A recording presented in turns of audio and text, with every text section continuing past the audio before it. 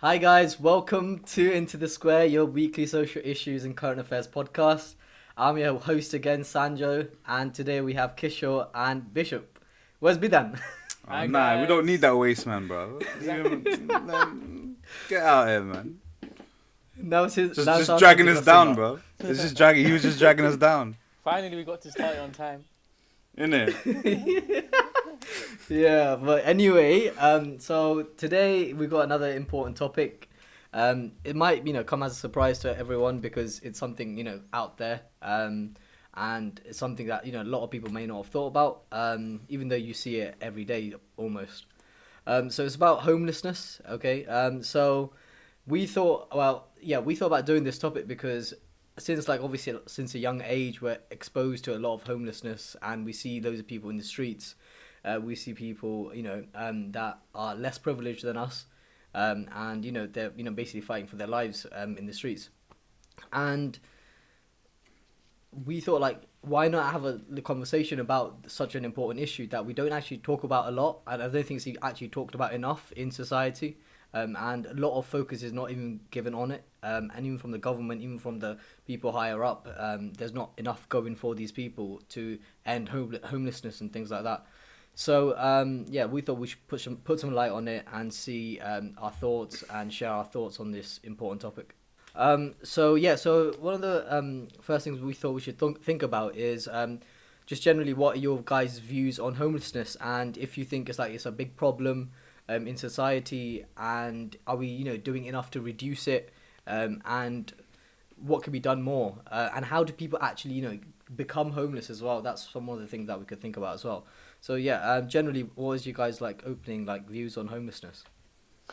So it's a very, very difficult problem, I guess, to address because there's so many multifactorial aspects to homelessness.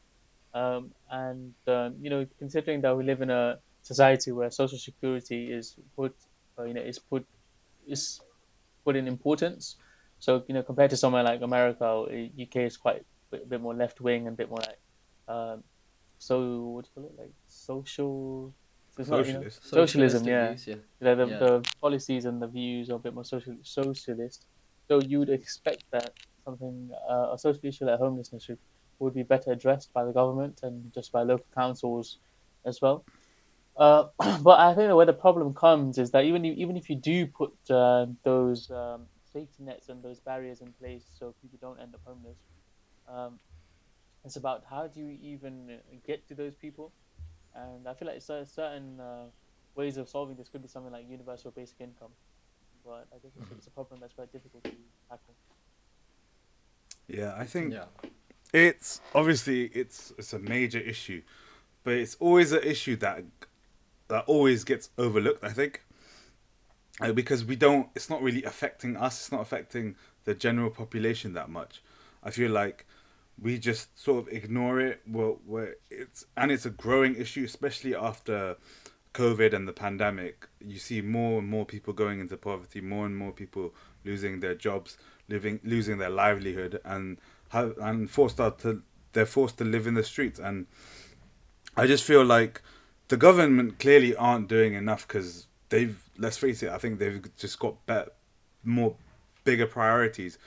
But yeah, but I think the problem lies in society itself and how we view the society. I feel like because we've got such a capitalist society that you need to the cycle of poverty is very the poverty and the cycle of homelessness is so hard to get out of because you need all these little things before you can even but get be housed and even have shelter for yourself to even make money for yourself, be independent like that. You need so many other little things. You need money for that. And if you can't, and yeah, it's just a very hard cycle to get out Yeah, of. And housing is actually very expensive when you think about it. exactly, Yeah, even because to rent, yeah, even to even rent, to so you rent. need now I think you're only allowed to get 5 months, 6 weeks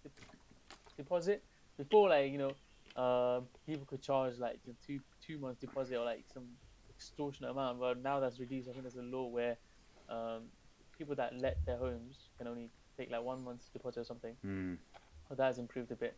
But even then, like let's say, because in British culture, it's not like, you know how like a lot of Nepalis will share their homes, so you can rent a room Yeah. often. But that's not necessarily the case in our generation, or like people that's lived here. So let's say you get a house, it's gonna cost, let's say in London, like 1,000, at least, even a one-bedroom flat is gonna cost you like £900, 1,000 to rent, yeah. And then you gotta pay the deposit, so you need like 3K saved up to get a house, like to get somewhere to live. Yeah.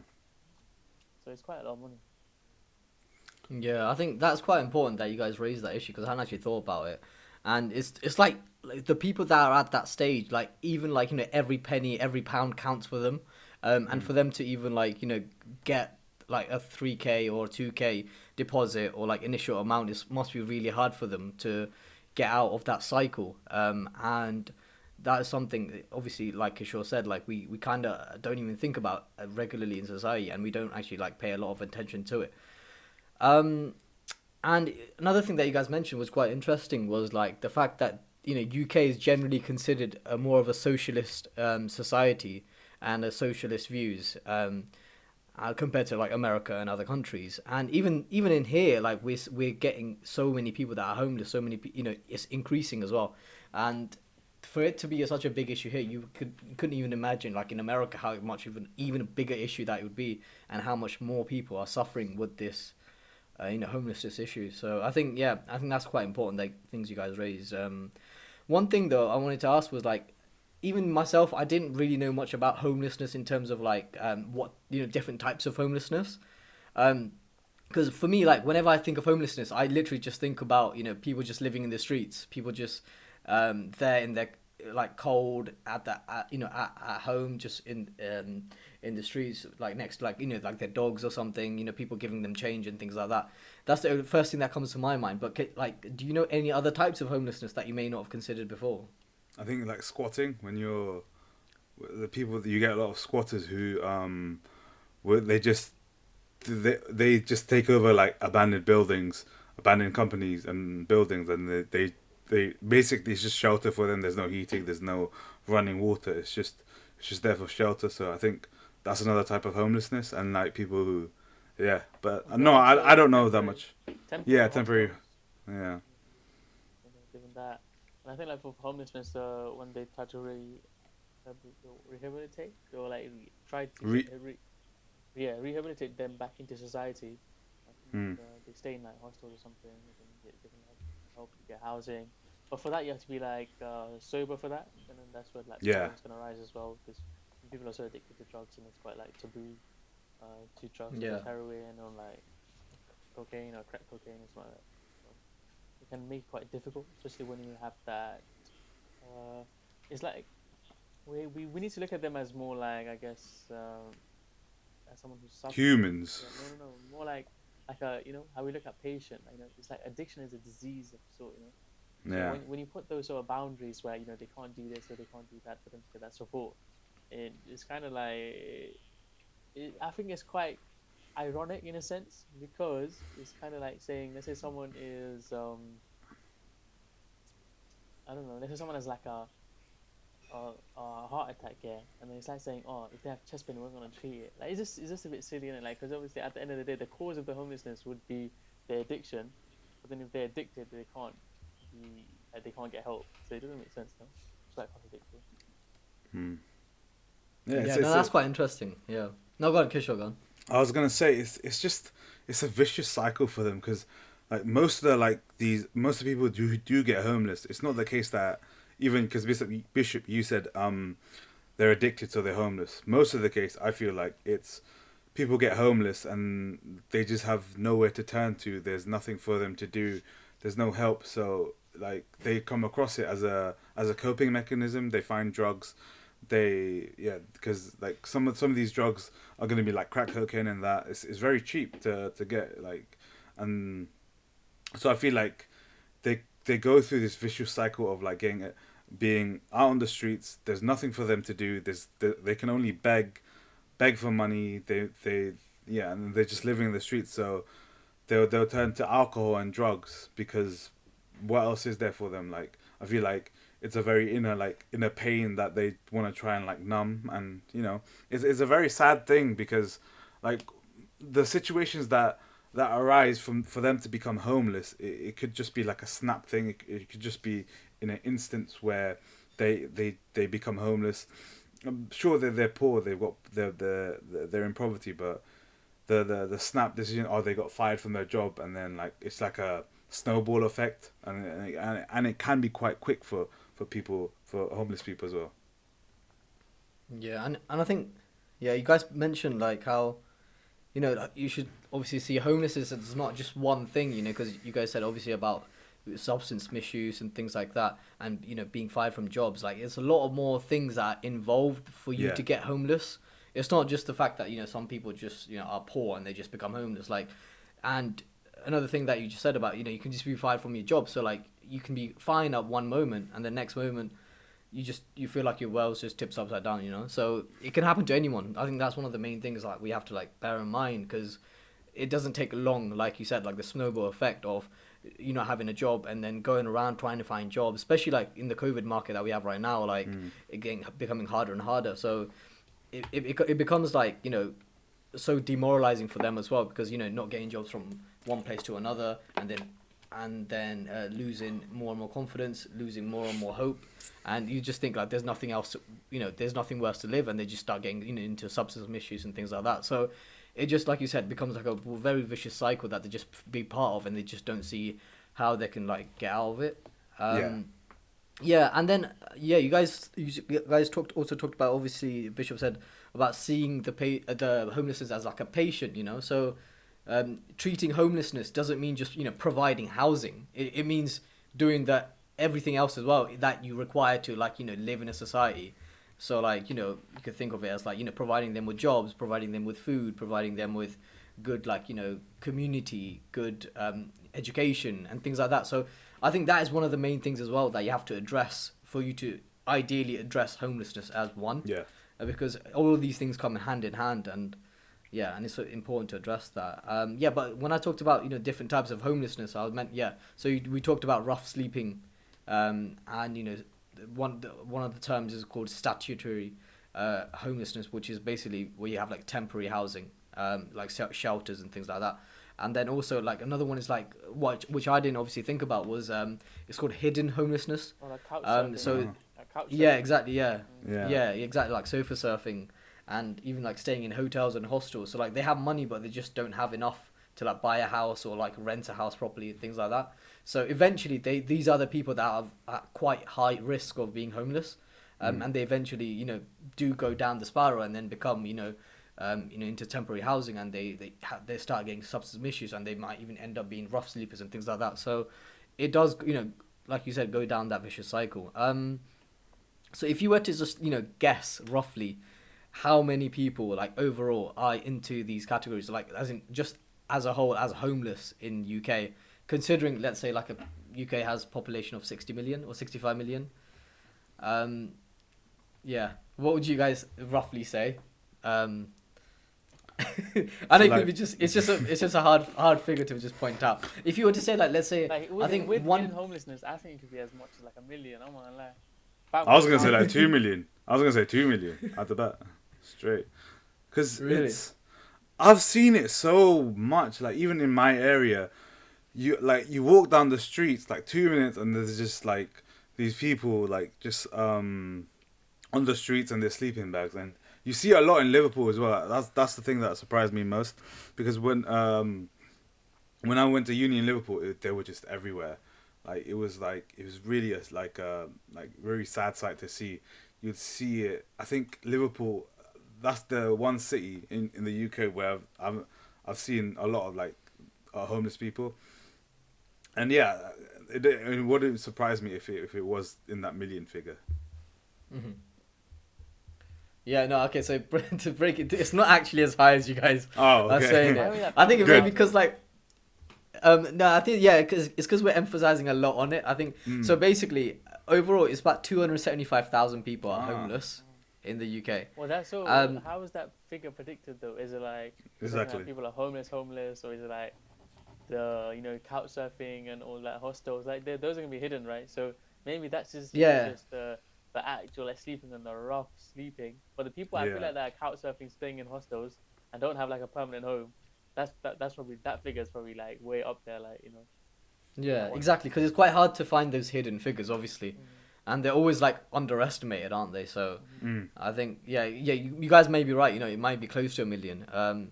So yeah, I think that's quite surprising for me because considering like I was comparing with like other countries, and one of the best countries was like actually Finland, which is Yeah, that obviously makes known to have sense. like most socialist views Mm. and have the highest taxes. But yeah, yeah. So they meant to have most socialist views, and their um, homelessness was, I think it was like around only 4,000 people or something like that. It was very low. Damn. Um, yeah, and the population's like 5 million.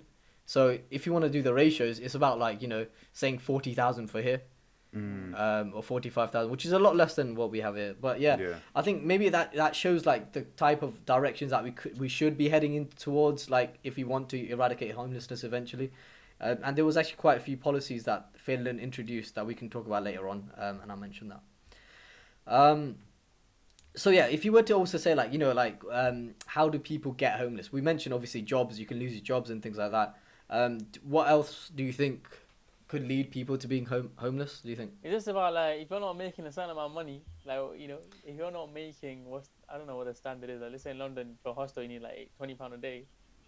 Like if you're not making let's say £40 a day for food and like for a hostel, then anything that just prevents you from doing that, you're gonna end up Yeah. homeless. Like I this think, could but be like, mental health. but yeah, it can really like come from anything. You could just get like suddenly get like an injury or like like a disease which prevents you from going to work. You could like have a family member that's like got more and more dependent, so you have to take care of them. You could just be addicted to drugs, and then that's consumed your life. It could literally just come from anywhere. It's really hard to say what causes homelessness like that. I Yeah. think.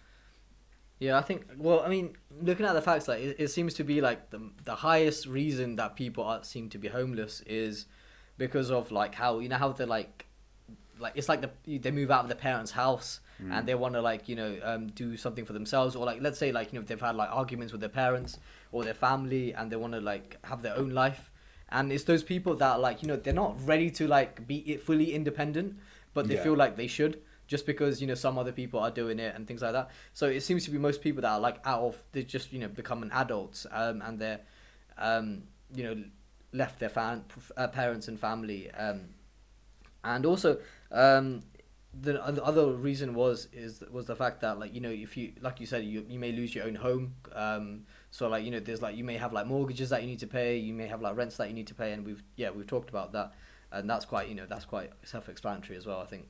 And another one is like if you break down with your relationship with your partner as well, so like obviously you have like a joint house together, and like and if something happens, like you don't know where you're going to live like afterwards because you don't really think about these things. And one of the questions that I thought about doing all this is like I compared it to ourselves. Like let's say if we went to have a house, like let's say like if we didn't have a job and we didn't go uni, or like we didn't have like any like prospect in life or anything. Do you think compared to like the British culture right now, do you think we would ever be homeless? Like would we always have a place to stay in? Like for example, like your family, your as in your parents, we could always like turn to them, would you say? Or Yeah, I feel how do you think? like I think I it's think that's the difficult, difference. but it comes to a point though. I'm not gonna lie. Like for example, let's say I can stay at my aunt's or my mama's house. Well, imagine I'm just chilling there for like months on end. Like it's gonna. I can't probably do that, innit? As in, if you fell out with your own like with your parents and stuff, is that what you mean, Sanjo?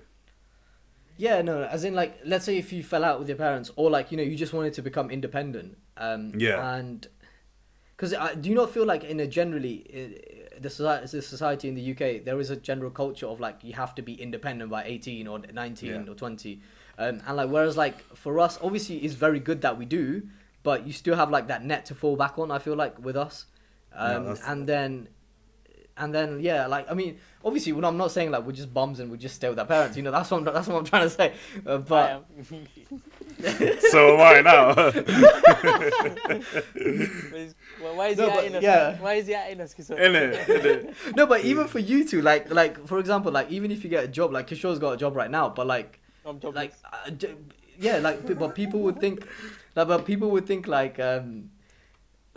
let's say other people like that fully grown up here or like other different cultures in the UK, they would think like I've got my own job, we're just gonna move out now. That's not even like a question for them. They will never even question about just staying at home with their parents and things like that. And obviously some of them like don't have the choice to because obviously there's reasons why they want to move out. But a lot of them it's like added pressure. Do you not think to like be yourself, like be independent? I mean, I guess think, that's the benefit of being from an Asian household. Obviously there's some yeah, drawbacks like you can't go out late at night and like they're bare like helicopter parents where they kind of just like snoop on what you do. There's lack of privacy, but with that also comes the fact that there's a safety net always there for you, and even with like financial help, like buying a house or like doing this, other things like that. Even into your 20s, they'll probably help you. And even I feel like loads of like Asian guys and like girls until they get married just live with their parents anyway. Just like quite yeah. cool. I think that's because there's a culture of like being independent when you're 18. That sort of stuff used to work like back in like let's say the 80s, then like the 70s, the 80s.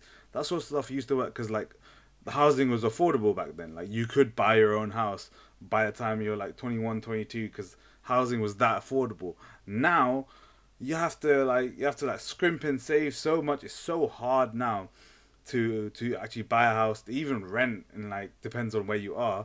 But I think that's why there is still that because there was that culture back then. But back then it was easier. Now it's so hard to do that. So people still like British people still have that mentality of I'm 18, I'm allowed to do what I want. I'm gonna get like do my own thing. But it's hard for them like even especially when you're living in London, you'll get nowhere with like when you're just fresh out of uni, fresh out of college. You want to live by yourself. Good luck, like, like tell me how you do it because I want to know because I want to do it as well. Like, Yeah, no, that's true. That's true. Yeah, because like like you mentioned, it's a lot harder nowadays. I think. Yeah. I, Yeah. Yeah. No. Did you want to say something? yeah, I was just gonna say like I think it's because you mentioned about like I think that's why you see a lot more like with what Bishop said about like Asian households, even at like when you're at your lowest point, I think that's you still have your parents to fall back on. Like if you do fall out with your parents in like the South Asian community, they will still like accept you back in. Like I think it comes to like a certain point. It depends how bad it is, but I feel like even if it is pretty bad, I feel like they will still accept you back in. They still see you as your son, like or as your child, and yeah, they'll still wanna take you back in. Whereas I think it may be a bit different with like British households.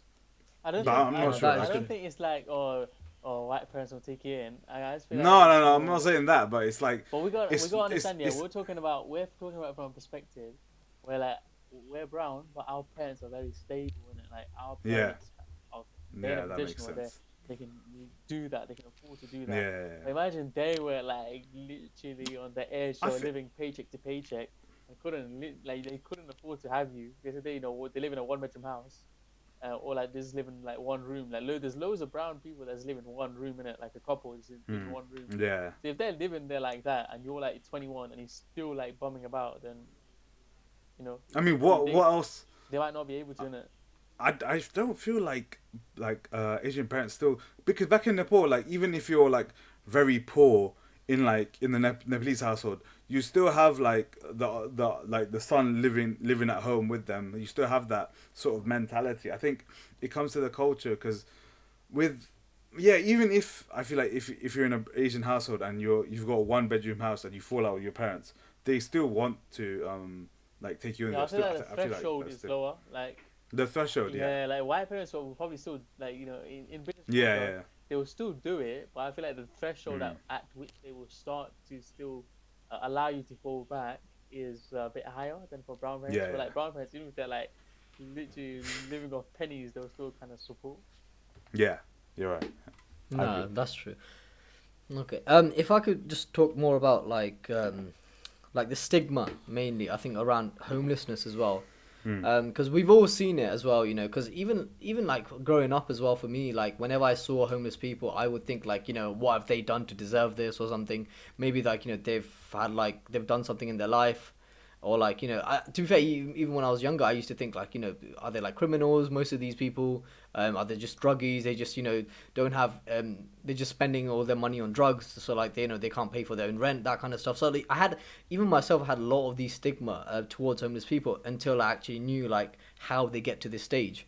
So first thing, yeah, obviously we can say it's education that would help reduce stigma, but what do you think, like, where do you think the stigma comes from originally? Because like one of the facts that I found like when I was just like searching random stuff was like how like rough sleepers apparently are like 17 times more likely to be violently abused than Yeah. like people just normally, like normally if you were to walk on the streets, and that's obviously comes from the people of like just generally looking down upon homeless people and looking down on the position that they may be in, or like looking down on the less privileged part of life that they may be suffering from, so yeah, so where do you think these stigma comes from, and like is there any way that we can help better that? I think it's the stigma comes from like the society that we've built around ourselves, because we live in such a capitalist society where, oh, money's what like talks, money, like it's all about money, right?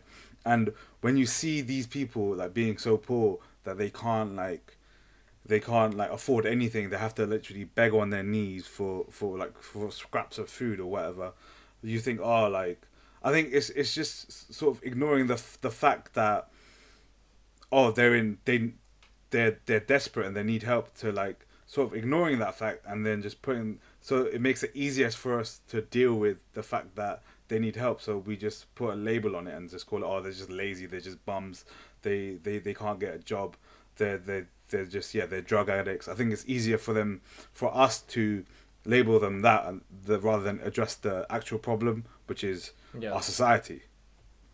And do you think it's like, if I could just add that, do you think it's like taking like responsibility, like saying like, how we normally see it, we just don't think like it's Yeah, not but my what can problem, you you know what I actually do mean? in it? Yeah, Like, exactly. it's one of the issues where it's that it has to. This is the sort of issues why we need like government. Like, is that government intervention sort of issues? It's not like an Obviously, individual or like 100%. it's not even like a group or collection, like, or like like university society that can address it. This is literally like such a on a it needs to be addressed on such a big scale. Like, consider, like, for example, we talked about, it's not just about giving them money and putting them in a house. We need to consider like providing them a job, providing them with like mental support. Maybe they I know that like if someone has like schizophrenia or something, they are very, very likely to be homeless as well. So maybe they need like a psychiatrist to see them. You got to consider like illnesses as well. Like, if you're living homeless, the sanitation, or like the food they might be like eating could be off the bins, and like the health problems, like health issues like that. So there's so much to be addressed with just homelessness, and I guess that like it's just as so I don't think it's the matter of fact that people think like that because of like they have to take responsibility if they thought any different. I feel like that thought kind of does come from what you mentioned, where like the status you have in society is so much dependent on how much money you have and what do you do. And there's also that, like, there's also like people don't want to, you don't want to chill with homeless people because it comes at an opportunity cost. You can only chill with so many people, and like what are you actually gonna do to like help them? I guess like people don't want to feel helpless as well, and I think the main aspect is that status aspect, where at the end of the day that your value in society is kind of looked upon by the fact that how much do you give back, how much do you give to society, how much do you earn, and what do you do? And then like if you're homeless, I guess that you're at the bottom of that hierarchy then. I think, Yeah. yeah, but I also feel like it's that responsibility aspect, because, yeah, it's not up to us, but it's up to the government 100%. But like the main high point is the government, but the way we look at homeless people can help them improve their situation 100%, because if we look at them as just like people who are just down on their luck and they've been struggling. Maybe we can treat them differently. Maybe they won't be abused as much. Maybe like yeah, the we can give them more money out of our pockets and like try and help them out. If the government can't do it, surely we can do something. Like we can't. It's not like we can't do anything. The We thing can is, I'm obviously not like give. certain stereotypes. For example, yeah, you can't deny that, like, for example, people who are homeless are more likely to be abusing alcohol or something compared to the general population. Yeah. There is that. The stereotypes No. do exist because there may be a certain pattern there. Doesn't necessarily mean everyone who's homeless follows that pattern. No. That makes sense. But it's not like. But you have to sort of look at that through like a different lens because you see like oh they're alcoholics or if I give them money they're just gonna buy more alcohol, buy more drugs. So what's the point, right?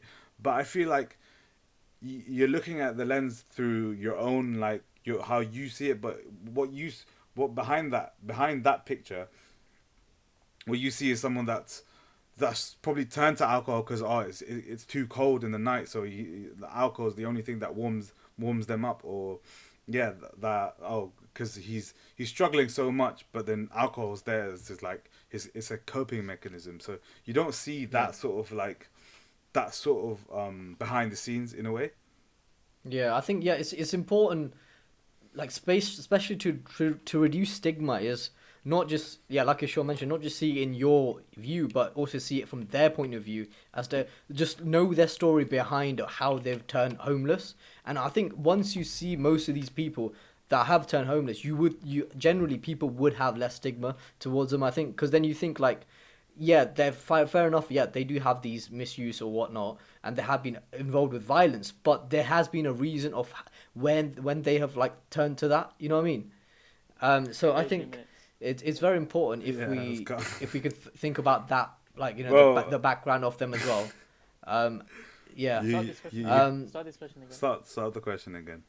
No, but I think what I was saying is it will start to continue though. No, it will continue because I'm still using the audio and the video. We haven't heard what you said. Oh, okay. Just repeat your last point after what I said.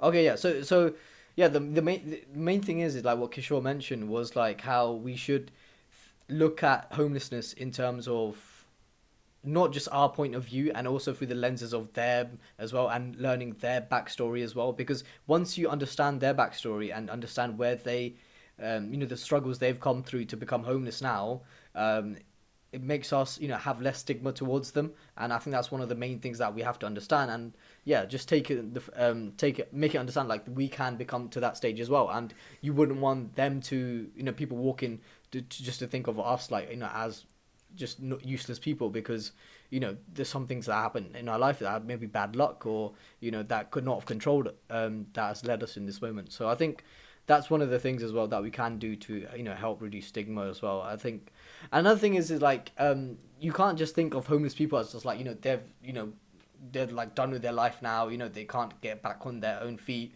You have to like believe that they can. You have to give them most support that you can, because I think some of like the famous people that I'm sure like you may not have thought about were actually homeless at one stage, and the thing is, the people that are homeless or like have struggled through these moments, they're the ones that most like determined to come out of it and determined to succeed as well. So you do get like some people like how they say like what kills you makes you stronger.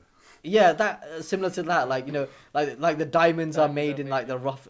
That kind of stuff.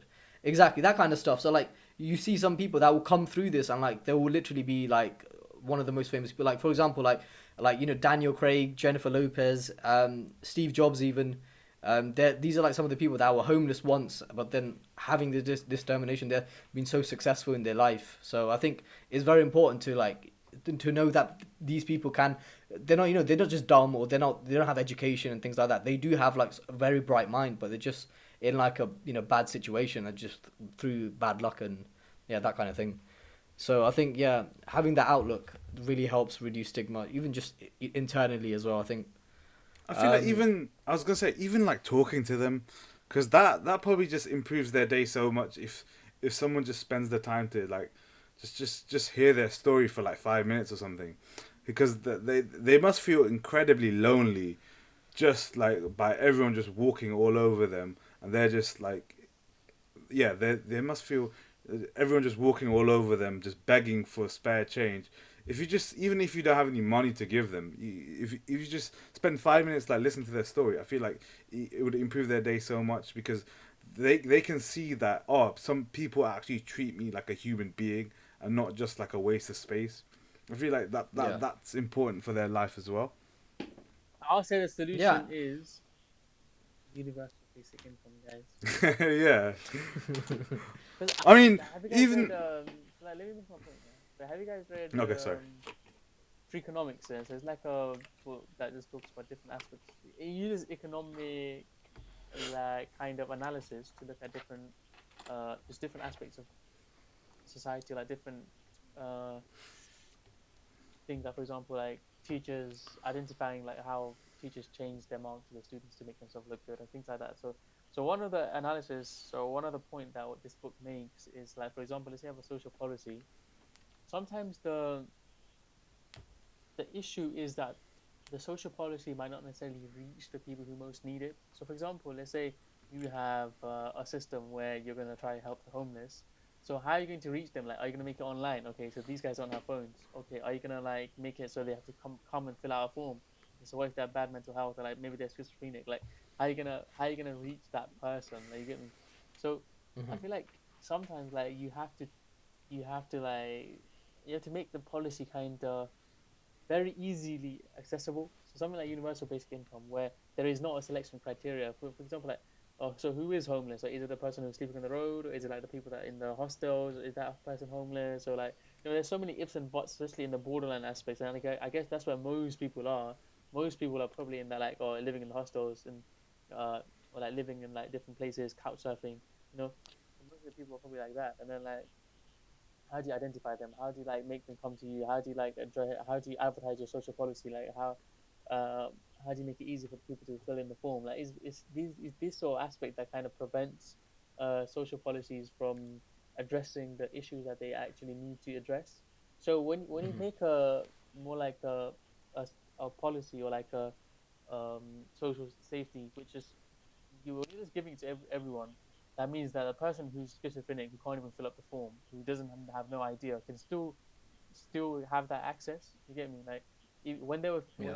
good at one point, it will, they they probably set up a bank account, like the money is just coming in. Like it will never get to the point where someone becomes homeless. And I think like it's one of those things that might be especially necessary because you know how like everything is also being automated as well. And even Yeah. Elon Musk talked about it, like there might be a point where when things get so automated and like you just have to have like universal basic income as well. Like jobs market becomes kind of unstable. I feel like Yeah. universal income, while that is a very important thing missing from our government now, I feel like there needs to be better systems in place for homeless people to be reintroduced into society, because you can give them universal based income, and you can like just like throw money at them. While that money is a big thing, I feel like But this is they I'm need saying they this might not necessarily help the people who are already homeless, oh, but I think okay, it'll yeah, be more like a prevention prevent, program. It'll be like a yeah, vaccine basically.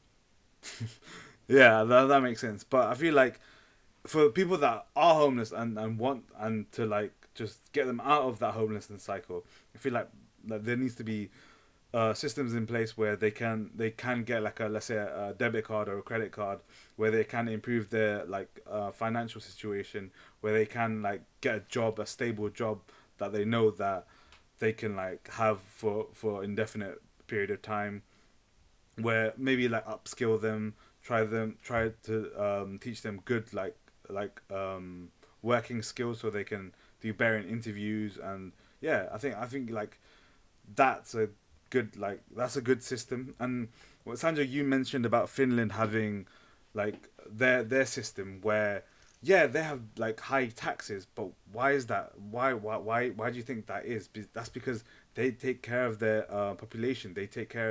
Um, they take care of the population. So I'm just repeating myself now, but yeah, they take care of everyone. They know what's best for everyone, and they use that money, the taxpayer money. While it may be more, but is going to a place where it goes back to the communities, it goes back to the people. So I feel like Finnish people will be more than happy to pay that amount of tax because they know it's going to good use and it's not just going to our military or self or defense or the police or just back to the government and their like bogus taxes and their bogus allowances that they have to make.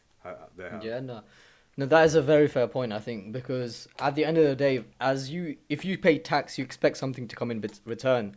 And in the UK, other than the NHS, I don't know what else you really get in return. You know what I mean? Yeah. Like in the UK, it seems like, yeah, fair enough. If you're ill, you get that supported, but after that, you don't really know what else you're paying your tax for because it's just because like you get so many social issues in the UK and it's not fully addressed, and you just feel like everything's just half done, and everything's like not fully to the level that actually prevents stuff. And like Bishop mentioned, like if you give these people like that universal credit before they even go into homelessness, like it would prevent them from being homeless. So we all know from COVID, prevention is better than cure.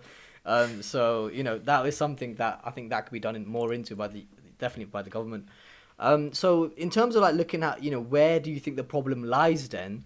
Do you think it's to do with the government, like we mentioned, like because obviously the UK government seems to be not as socialist, let's say, as Finland, but not as capitalist as USA either. But would you say it's within that, or would you say like it's a personal choice? So, for example, how many people, like that me seen in when they're homeless, like how many people don't want the help from other people? They just accept that they are that, and they just want to live their life without any interference from other people, or like or they may have been or they may have actually been alcoholic or druggist, that like they've ruined their own life. So are they to blame as well, or do you think the government is not doing enough? I think what Or it they are. really boils down to is two issues. So it really boils down to two issues. Firstly, housing prices is just going up and up and up, and there's pretty much a housing bubble at this moment. And so this the threshold for which someone has to achieve, like the income someone has to achieve to not be homeless is quite high. Like it's very high. They say compared to like Finland, where there's loads of space, and like it just could be that the threshold is just lower in Finland. It might not necessarily just be government policy. It just could be like the housing is prices is just more affordable. So even if you're in a like a hard situation, tough situation, then you still aren't quite you don't reach that point of homelessness. So there's that like threshold. So the two ways we can like stop people from going below the threshold is we can either lower it, like so we can either make housing cheaper. So people, government needs to address the fact that there's a housing bubble and like house prices keep going up and it's just extortionate now. I think you have to have like 20 years or something of the average house income to afford a 3-bedroom house in London anyway, compared to like 1980s when it was only like 5 years or something to achieve that same level. So you can either address the housing price issue, or you can, as mentioned before by me, like you can have like a safety net could be higher by using universal income. So it just boils down to those two things at the end of the week. Other factors are so complex that you can't just addressing one issue. I don't think would be like it wouldn't get to the heart of the problem. Like it's just so multifactorial. Homelessness is so multifactorial. Just trying to get to one thing, like trying to pinpoint one thing, is just near impossible. So I think you have to address the what does it boil down to, and is those two things. I think, in my opinion. I think it boils down to, yeah, I agree with Bishop where it is those are like the main factors, right? But I feel like because let's say for addiction, if someone's addicted to like let's say they've fallen down this addiction hole where they're addicted to like drugs and where it's a disease for them, right? There should be better systems put in place for them to help overcome their addictions. There should be better like systems put in place for them to like get out of that. I don't think the government's doing enough for that. I don't think the government's addressing that. Even you said the only taxes that we see that are being paid for by the government is the NHS. But how good is the NHS? Like the NHS is at its worst right now, especially during the pandemic, and we see now that Boris Johnson he wants to increase the NI, national insurance. I doubt that that money's gonna like go to like the doctors or the nurses or the equipment that's gonna be needed. I doubt that's gonna happen with this Tory government. So I feel like what needs to be put in place is better systems for like for them not even to get to the homelessness stage. That is a universal based income, but for people that, let's say, are addicted, or they're in situations where they have to, like, they're kicked out of their house because their family members are abusive or whatnot. I feel like there should be better systems in place for them to like protect themselves or find housing that is better for them, basically. Hmm. Yeah, no, that is true. I think definitely. I think the figures recently do show like that even from the government side, like for example, like in 2008 and 9, there was 2.9 billion invested on to help reduce homelessness, whereas like in 2018-19, there was only 0.7. So that's like 75% less across 10 years, whilst there's more homelessness. So I think like it's very it's very easy to put the blame on government as well, because obviously they're clearly not spending enough whilst Yeah. the problem is rising. So obviously you are going to get more figures of people getting homeless because you haven't prevented that yourself. And yeah, like we were talking about Finland, one of the things that they mentioned was the housing first model. So you guys talked about how, like, in homelessness, to get a house and things like that, you have to be sober and you have to show some, like, kind of like some commitment as to you improving your life. So what the housing first model did in Finland, so they started this in like a few decades ago, and they started that, and the key principles was like, that they could have their house, even if they were like they're still doing drugs or still doing like doing alcohol and things like that. So the three key principles was that they get to keep their home, and this meant like providing them with the jobs. So having them jobs made that allowed them to keep their homes. And the second thing was, they were provided like mental health support. They were provided medical support to like get rid of their what do you call it, the addiction, and substance misuse and things like that. And the last thing was like they were given like a community or like friends and groups, the people that they could like hang around with, that they felt part of, and they could adapt to that, and they could like grow from that. So those were the three main principles that Finland had to reduce their homelessness from like nearly like 10% to like nearly like gone now, basically, like less than a percent, or not 10%, sorry, 1% now to like 0.1% or something. So yeah, that's one of the models that UK has started recently as well, and obviously it's going to take some decades for it to come into effect, and to see real changes of this. But it looks like the recent figures, like past 2-3 years, it does show that it's leveling off or like slightly starting to reduce. So which is a good sign. Maybe like we can see the end of this, and yeah, so that would be quite good to see. Um, Also, the last thing was, we talked about what we could do in terms of reducing stigma. Some of the stuff that we could do, like just personal things, like like we mentioned, even though it's not going to do as much as the government policies would, like just simple things like Kishore said, like but just talking to people, like how they've got to that stage, things like that, and like giving donations, like food, clothes, anything like that, because even though that might not be the long-term fix, that's that might be their day better spent, or like that might give them even like provide them in a better path, like that might give them more positive towards their life. Having that conversation with someone might change their life, and like and I think that's quite important. Like it's not like we said, it's not going to like change everything, it's not going to stop homelessness, but it does provide one person with an extra opportunity, or like one person with a better outlook on life. So I think that's something that we can consider. But yeah, I know that was a very heavy topic for everyone, even listening as well. So we do apologize if it was yeah, too heavy for your Saturday nights or Sunday nights. But yeah, I think it was just something that we wanted to like talk about. Yeah, but I think the main thing that we've basically said is like yeah, we should think of homelessness as like a, not just as like its own thing, but like surround it with something else, like loads of other things that could contribute to it. And if you were to address those things, like mental health, like jobs, like housing itself, and a community sense, that kind of things, like, and reducing stigma, if you were to address all of these things, that would really help reduce homelessness in the long term as well, not just just put people in houses. But yeah, so having said that, shall we go into a little bit more light-hearted topic of the podcast? Yeah, so into the square. About time. It's about time. Yeah. About time.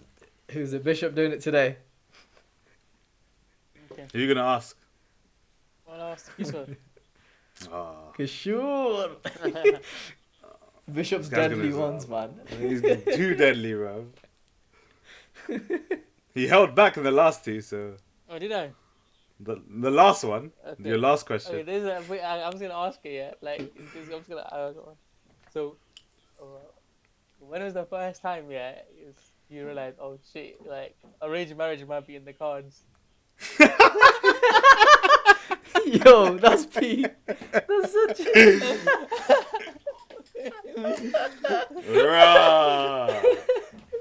But you know, like back When in was the the first when you were time? 16, 17, you're like, no way, that ain't Yeah. happening. And then you're like, oh shit, like, my thing, That's when man had hope in it.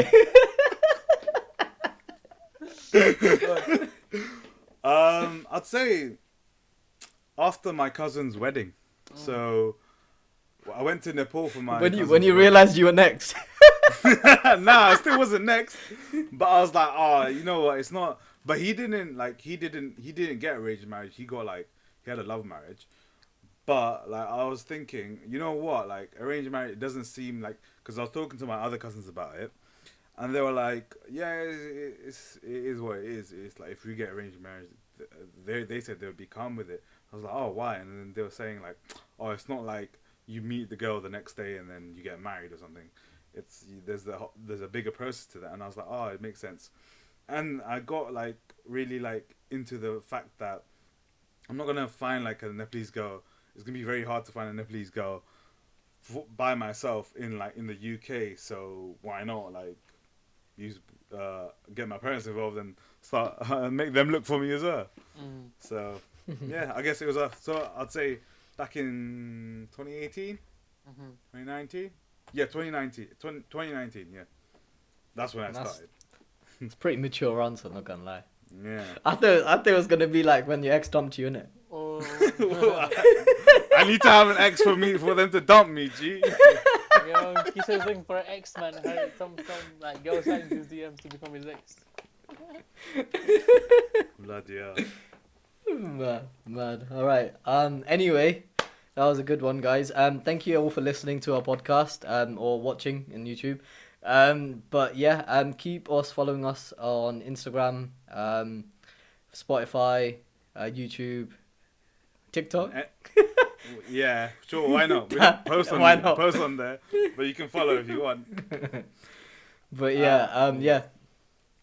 Alright, Yeah, thank you guys. Thank you for Thank watching. you. Bye.